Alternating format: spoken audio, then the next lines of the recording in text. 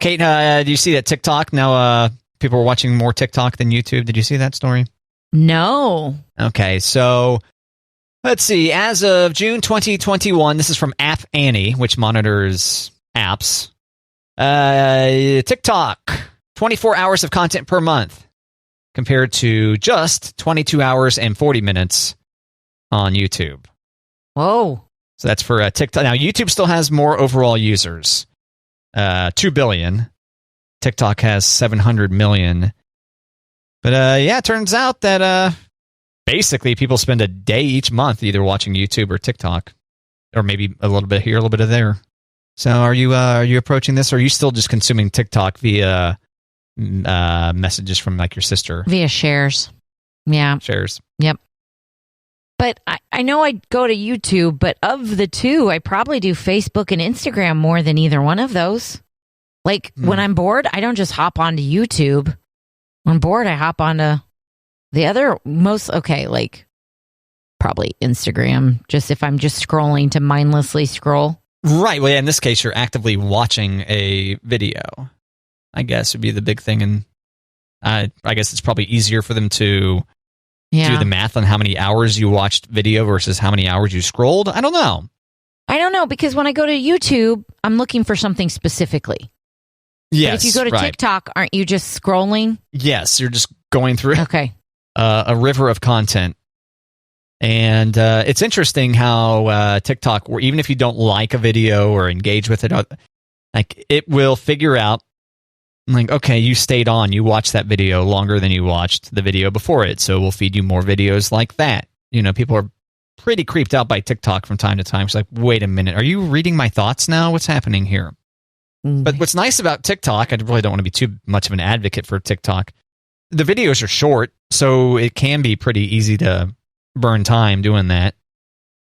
You know, like if you're looking to just kill time. Mm-hmm. So, other than like potentially needing to hear things that are happening in the app, and yeah, mine is just, I don't want to say what like it pops up on my TikTok. And I mean, it might be too revealing. Oh, really? Yeah.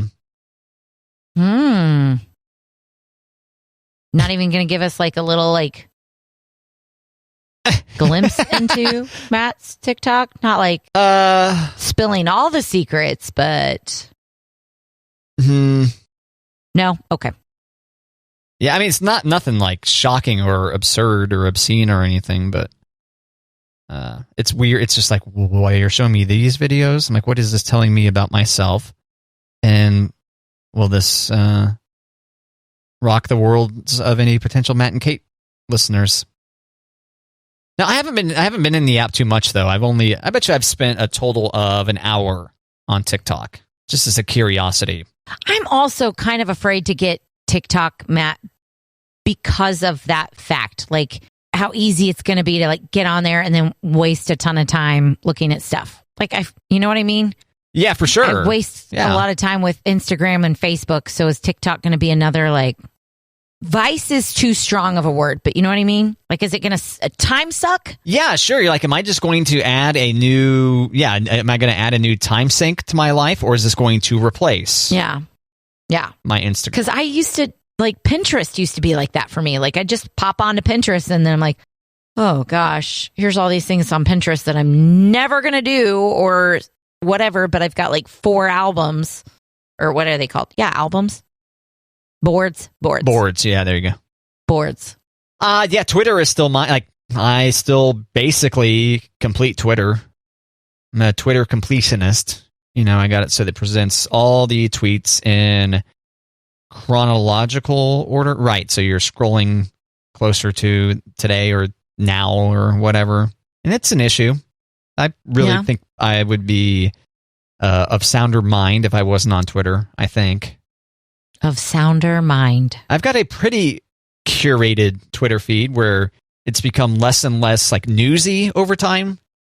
Yeah. You know, less and less like political news, things like that, and more video game focused, I guess.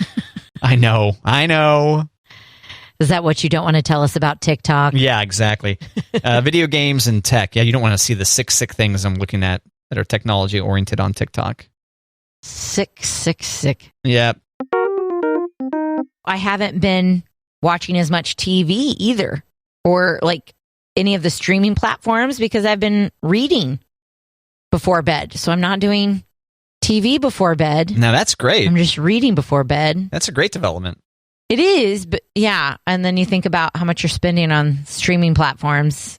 And at the same, Monty's the smart man. He was like, do we need Netflix if we have Disney, Hulu, Paramount, blah, blah, blah? And I'm like, oh yeah. Your brother's HBO login. I wasn't going to say that, but yes. I was like, oh yeah, we still need Netflix.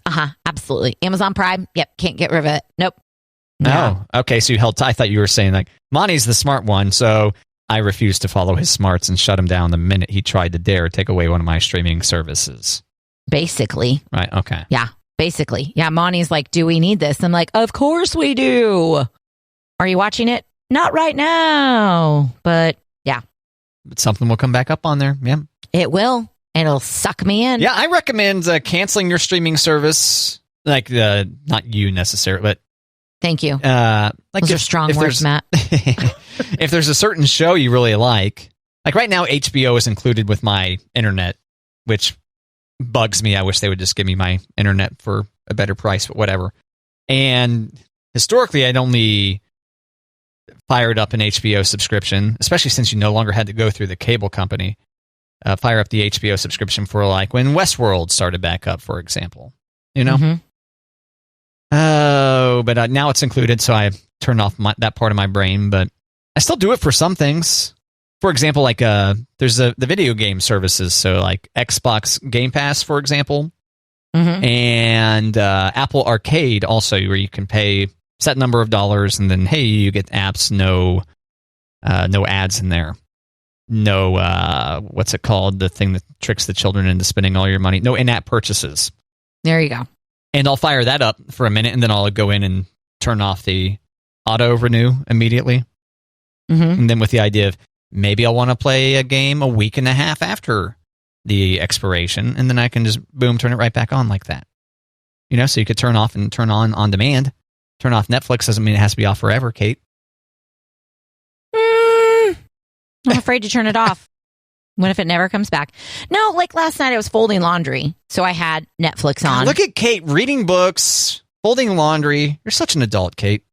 I don't. Okay, but I know, Matt. I know that if I put my earbuds in and listen to something while I fold laundry super fast. But if I fold laundry with the television on, it takes me forever. So what did I do last night? I turned on Arrested Development while I was folding laundry. I was like, oh, I know better. Good choice. But I'm going to do it anyways. Good choice. Yeah, I love that show. Yeah, it's great. Lots of inside jokes as the series goes on. Lots of callbacks. So you don't want to be too distracted watching it, but... No, and I don't. I started at the beginning because I only saw some of the earlier stuff. So I started at the beginning, and I think I'm in like season 3 now. But I listen to the Smartless podcast a lot, which is Jason Bateman and Will Arnett from Arrested Development with Sean Hayes. And a lot of times they give backstories on episodes. And I'm like, wait, I haven't seen that one yet. Don't talk about it. I don't want to know. The podcast is about Arrested Development? No. Oh, okay. But they are in it. And a lot of times they talk about things about Arrested Development. It's not an Arrested Development podcast, but they talk about it a lot. Yep. Great series, especially the original run that was on Fox. I haven't seen the new stuff. Yeah, they had to work around a bunch of busy people's schedules when they came out with the new ones, and it kind of changed the general feel of the show. Okay. Still worth watching, but the original run, fantastic. Good choice, Writing Kate. is so good. So good. Yeah. Not children appropriate most times. Well, a lot of times it's, if the children can decipher what's being said. Yeah, but my kids are old enough that when they start talking about George Michael liking his cousin more than he should, yeah, I'm like, yeah, you guys got to, no, this is not appropriate. Such a good storyline. Yeah. I mean, I definitely could get away with them being toddlers and watching Friends and them not understanding some of those references. But yeah, they're big enough now that, yeah. Yeah, the zone, the immaturity zone right there. It's like you can understand too much. You can understand enough to be dangerous. So instead of changing the channel to something we can always watch, I'm like, get out of here. It's not appropriate. I'm a good mom. Yeah, you are. Do you have any go-tos?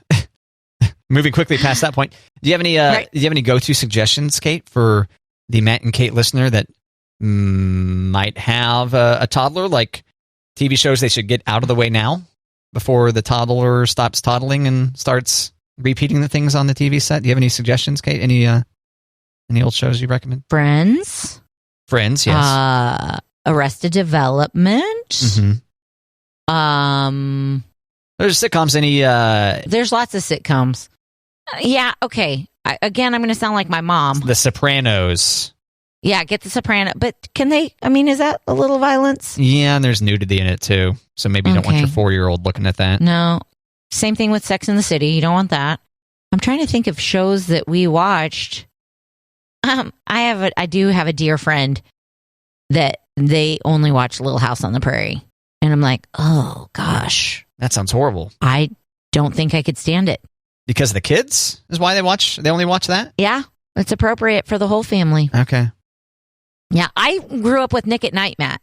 So I loved watching the Dick Van Dyke Show and I Love Lucy and what was another one that we loved at our house? Andy Griffith Show. Leave It to Beaver? The Andy Griffith Show was... Yeah, we didn't watch Leave It to Beaver as much. Yeah, I loved the Dick Van Dyke Show. Now, what about bedtimes? Bedtimes are a good way to watch more mature content. I know like some people, their kids go to bed and wake up the same time they do. Yeah. In fact, that seems like one of the better reasons to have offset bedtimes is so that mommy and daddy can watch grown-up shows. Oh, absolutely. I put you guys to bed so I can eat all the good snacks and watch movies with cuss words in it. Yeah. Living the dream. I know. But yeah, every time I meet someone that's like, oh yeah, our kids stay up with us all night. I'm like, wow, okay.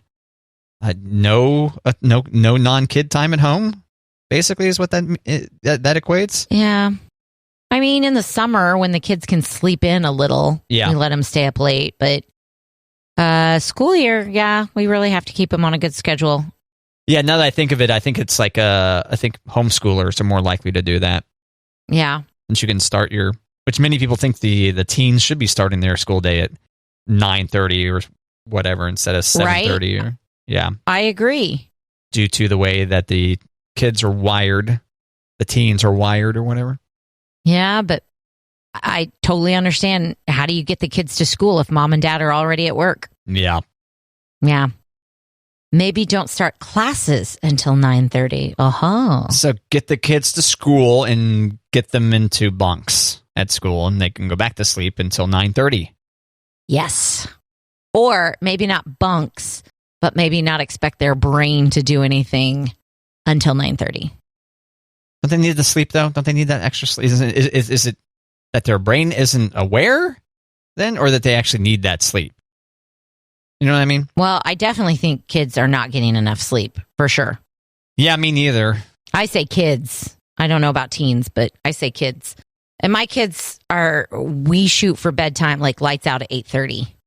So when they have something like when volleyball practice goes till 7:30 or even 8 o'clock some nights, I'm like, what? Throw close to bedtime. And then she's all jacked up when she comes home. Yes.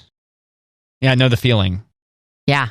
It's one of the reasons why I stopped doing the indoor soccer thing years ago was I would come home, especially now doing the morning show. That's pretty much a non-starter, but there'd be a game. It could be at 5:30 at night, or it could be at 11:55 p.m. Like, hey, it's still Thursday. And then those late games, I would just be so wired. Oh, yeah. From all the activity and all the interaction and all that stuff. Just like, okay, settle down. Your body is exhausted. Yeah, but my mind's on fire. But like you're mentally stimulated. Yeah, you're stimulated enough that you're like, well, not going to sleep. And even if it's not physical activity, if I get home late for something, I feel like there's just a time that my brain needs to use to settle down. That makes sense. Even if it's not high adrenaline activity, I'm still like, oh, but I must be alone and talking to no one for at least a couple of hours before I fall asleep. It's one of the things about being single for pretty much my entire life, Kate, is I mean, I'm not used to all these people being around. Not used to people before bedtime. Yeah. That's what I was going to say, but it makes me laugh because, never mind. It was going to get too personal. Okay. I was going to say you need to be alone and not talking to people before you go to sleep alone and not talking to people. But, who knows? I don't want to pigeonhole you.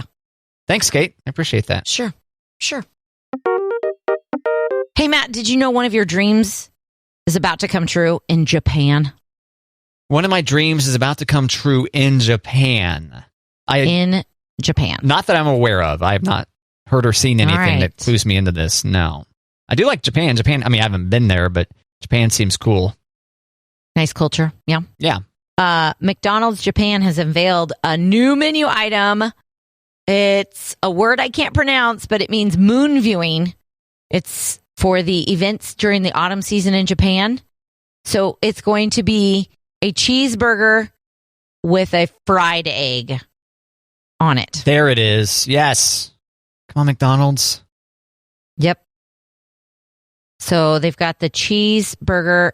They also have cheese sauce and fluffy cheese buns. I wish I could say this word. I wish they would give me pronunciation. Tsukimi. It's celebrating Tsukimi, which means moon viewing. Okay. This Tsukimi menu features a fried egg flourish with a Tsukimi burger, a Tsukimi muffin for breakfast, and the new rich melty Tsukimi that boasts a cheese sauce and fluffy cheese buns, and a limited edition yuzu shimshimi, which is 7-spice mayo seasoning, and the Tsukimi pie filled with red bean and mochi sticky rice, a Tsukimi McFlurry, and a Tsukimi McShake. Wow, Kate. Round of applause here Thank you. On cranking through all those words. Butchering each one, and I apologize. Yeah, well, that's the thing. Just confidently move on. Just confidently move forward. Oh, man. Butchering these words. Yep. You could also get bacon on your fried egg cheeseburger. You know, Fluffy Cheese Buns was my nickname in college, Kate. That does not surprise me. Yeah. It does not surprise me. Of course not. Matt, and it took everything for me to not say, is that what your mom called you? God. And then you did anyway. I did. I had to let you know what went and what was runner-up. All right, I mean, I call my kids poodle pie. So fluffy cheese buns. Fluffy cheese buns. What exactly is in a fluffy cheese bun? Do you know?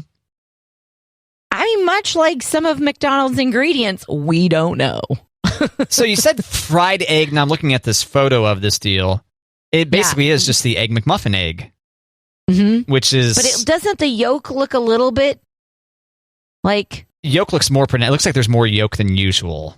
There's something weird going on with it. Yeah, like it was strategically placed to stick out the side of that egg, so you know that white thing is an egg. For the photo, basically. Yeah. Like when you get it from McDonald's Japan, it's probably not going to come that way.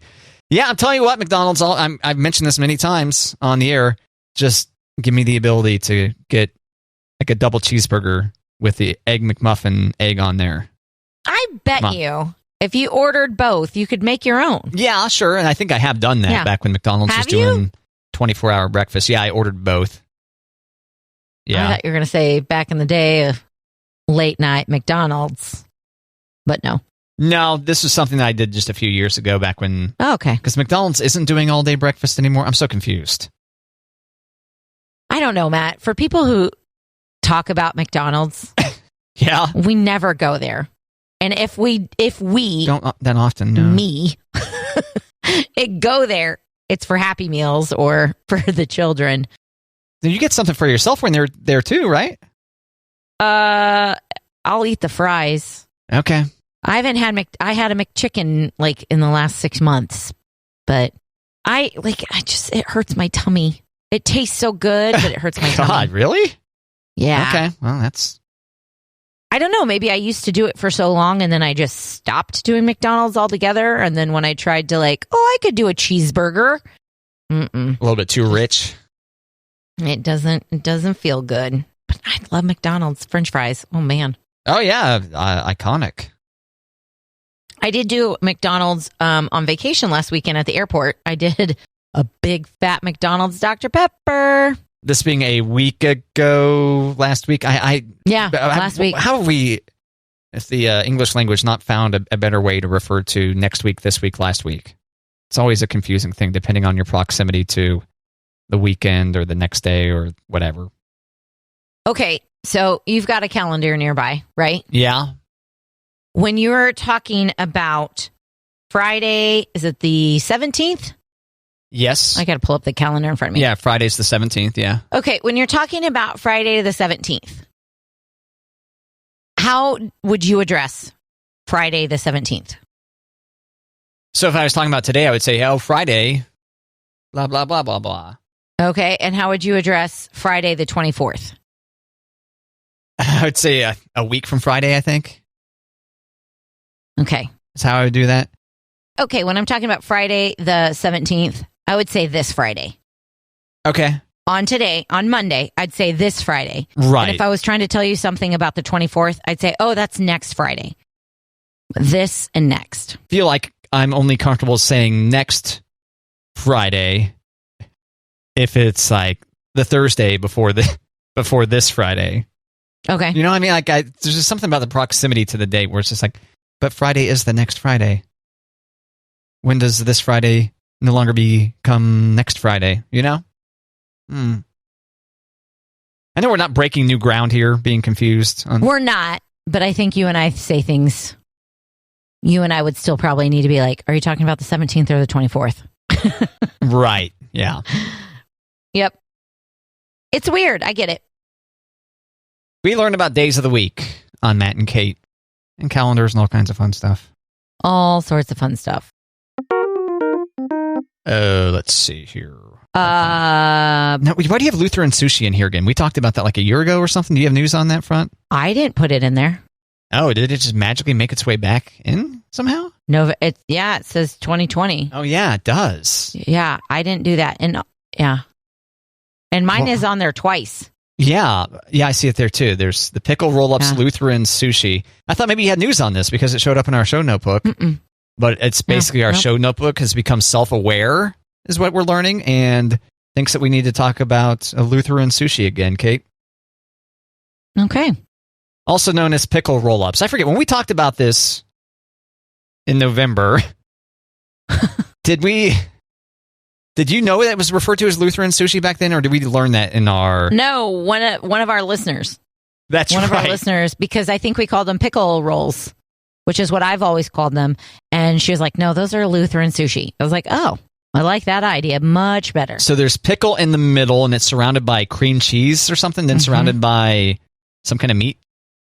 Yes. I think primarily people do it with ham. Okay, yeah. I do turkey or salami. Yeah, these look good. I'm glad that Microsoft OneNote decided that we needed to talk about this again. So bizarre that both these, and that's it. Like all the other items in here are not old. Nope. So Kate and I will talk about, we add things to our show notebook, and when we're done talking about them, we move them into like a little archived area so we can refer back to them later on, or maybe we wanted to post them to Facebook or something like that. And this Lutheran sushi has been archived for at least, 6 months, if not longer. Yeah. Spooky. But I don't use that much cream cheese on my Lutheran sushi, but that looks good. Yeah, that's a lot in there. Pretty thick application of the... Yeah, it is pretty thick. Cream cheese. Are you due to make this dish anytime soon?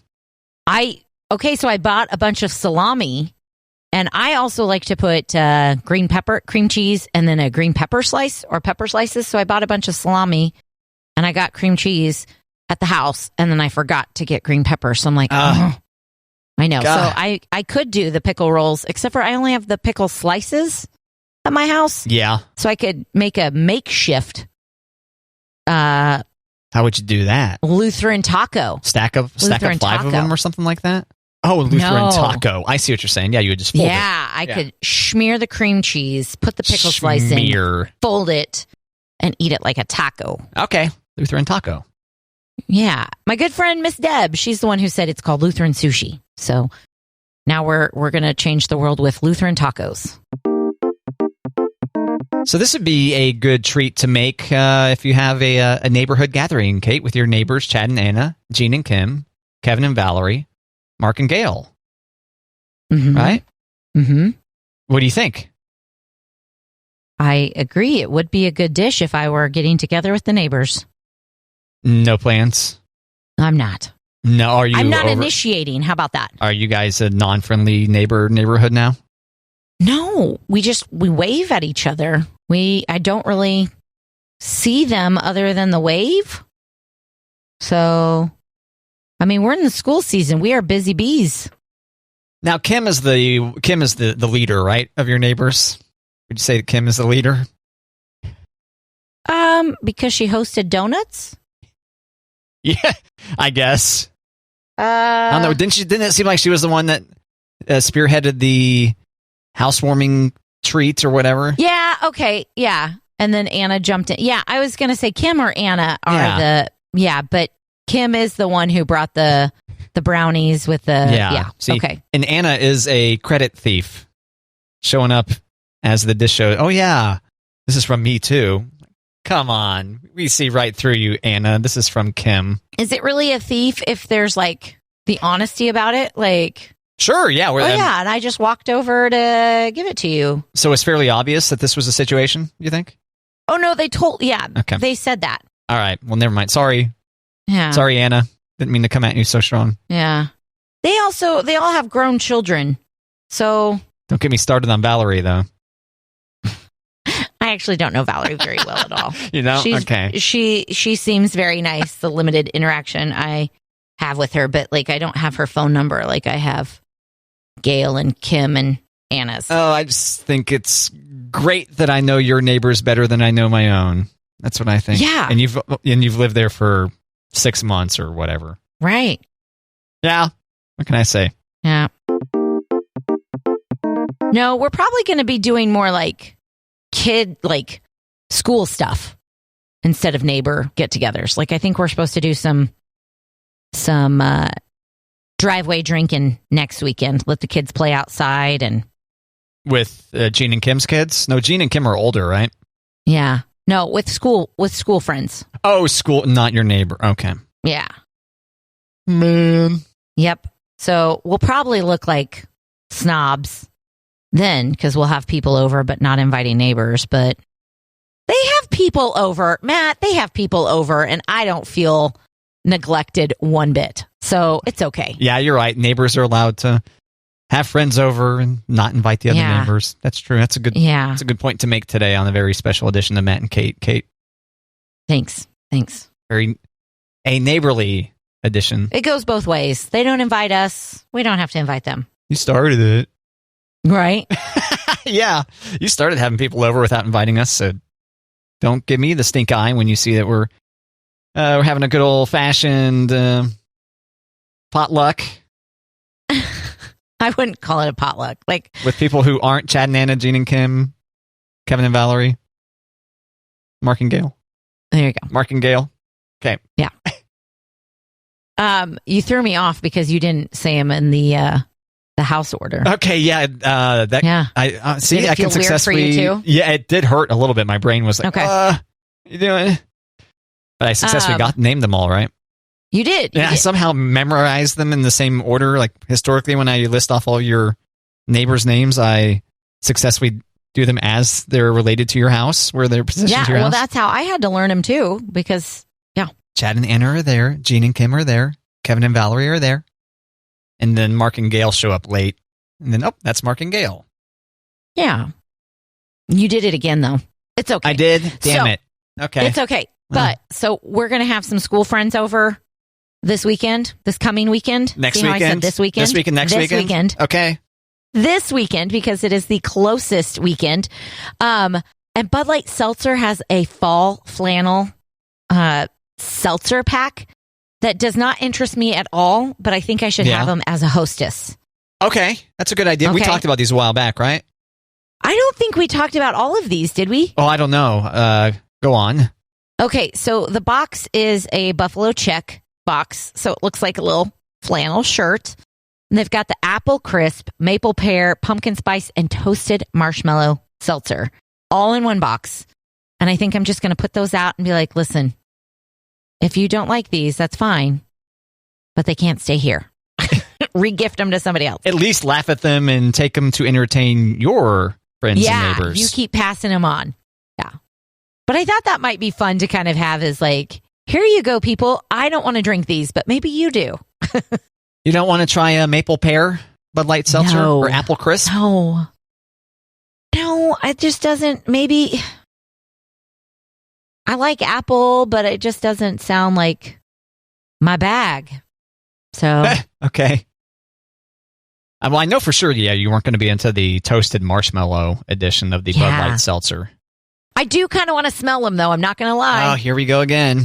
I know. I just want to smell these drinks. I don't want to drink them. Yeah, keep your nostrils away from my alcohol. I mean, I'm not asking them to like pour some out while I'm like smelling mid-pour. I mean, look up your nostrils first to make sure there's not a loose boog in there. Yeah. Maybe like do the... Don't want your loose boog falling into my apple crisp Bud Light seltzer. Yeah. Maybe the way to do that, Matt, is like I offer them, hey, can I get you one? And they'll say, yeah, like I'd like the apple crisp. And I said, sure, I'll get it. And I open it and then I smell it and then I give it to them. Right. I don't even ask permission. And they go, now, do you have a funnel so I can drink this thing quickly and not taste it? Thanks. There we go.